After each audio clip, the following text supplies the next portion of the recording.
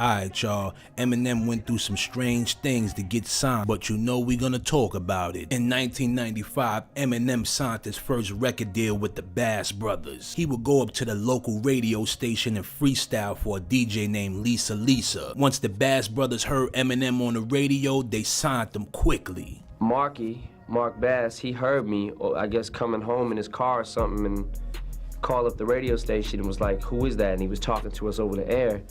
And he was like, "Why don't you guys come by? I'm a record producer, da-da-da-da-da. Come by, check it out." So we ended up hooking up with the Bass Brothers, and they had a connection at Elektra Records.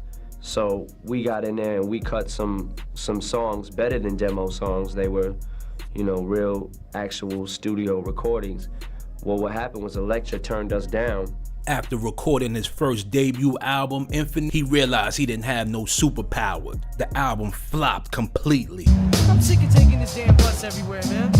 You gotta make some moves or something. I know, look, I'm trying to get rich. I got a baby on the way. I ain't even got a car, you know what I'm saying? Stay on my mind, man. 21, stay on my mind. Yeah, look, hey, we gotta make some hit records or something, you know what I'm saying? I reached a point when my daughter was born where I didn't give a anymore. I didn't care. I just was like, I was fed up with so much shit. I knew I had a baby on the way that you know, before she was born and once she was born, I couldn't afford to buy her diapers. I couldn't afford to do anything. I lost my job.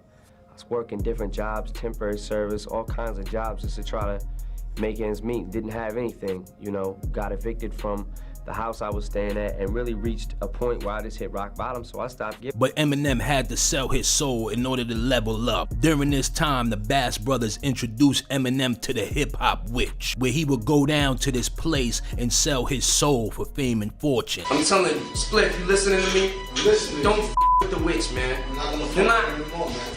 You're not hearing me, dog. Don't with the witch, man. I'm telling you. You're not hearing me, man. You're not hearing me.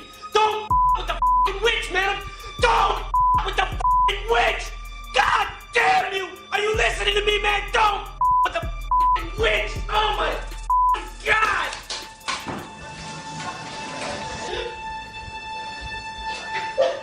This kid had told me to go down there, and he said it would be all good. He was like, you know, go down there. It's the projects, but you'll be safe, you know. And I'm like, okay, well, I'm white, you know what I'm saying? But you know, I'm a cool white kid, you know what I mean? So I figured, you know, he said you would be all right. So I went down there, and he said the drugs were free. You know what I mean? I didn't have to pay anything. So I'm thinking, all right, I'll go down there, free drugs, whatever. You know what I'm saying? But they said that she was really ugly. So you can't look at her for too long, right? So I was looking at her, you know what I'm saying? I wasn't trying to look at her, but I would like walk by a mirror and try to, you know what I'm saying? See the reflection or whatever. And I guess I was like, I don't know, I was sitting there for a minute and she slipped something into my drink, I guess, or something. And I took it, I drank some, I forgot what the it was called, some hot butter.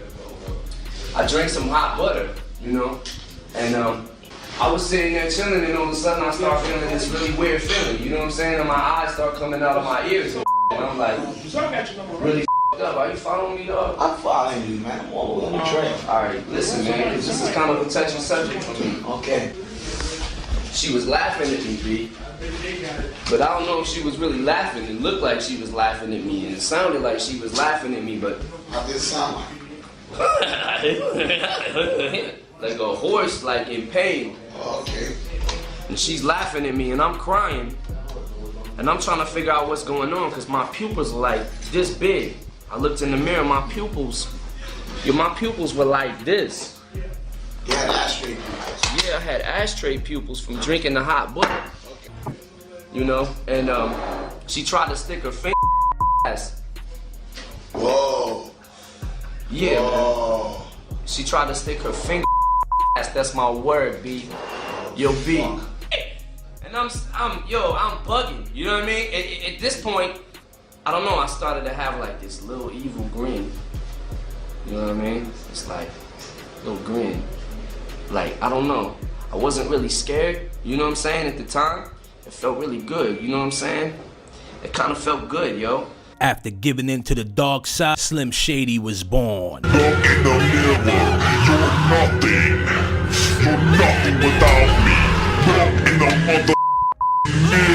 when he did this, his album started to sell and he got a buzz and signed to Dr. Dre and Jimmy Iovine. We recorded the Slim Shady EP.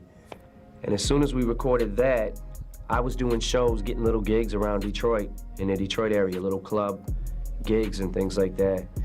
And everything just started picking up. Like, you know, the tape started selling. There was a buzz.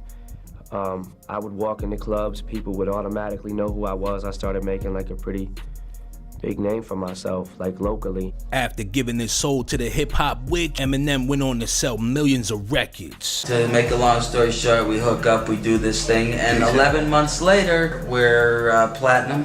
Hi there! My name is all hook, and the rest of the album is all rhymes. I think it's going to change hip-hop. He's a Detroit boy. Love that. Only one item can get signed. I don't know, it seemed like as soon as I stopped giving about what I was saying, people started giving a f. It was like a reverse effect. Like, f you, I don't care if you like me or not. Oh, well, we like you now, you know?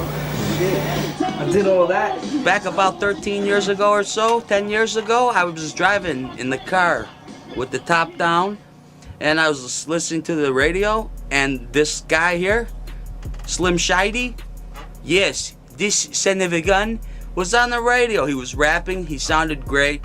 It's rapping and singing and dancing and frolicking and frolicking about in the muddy playgrounds of the Southfields of Southfield, Michigan. Exactly. And I called the radio station and I said, yo, who is this kid rapping, because he sucks, and I'd love to take this guy on because I think I can make him a decent rapper if I write his lyrics for him. Can I have that? Right? Isn't that how that went? Me and Paulie, my brother, my wife again, Eminem, my mother actually, we all believed that this thing was gonna happen.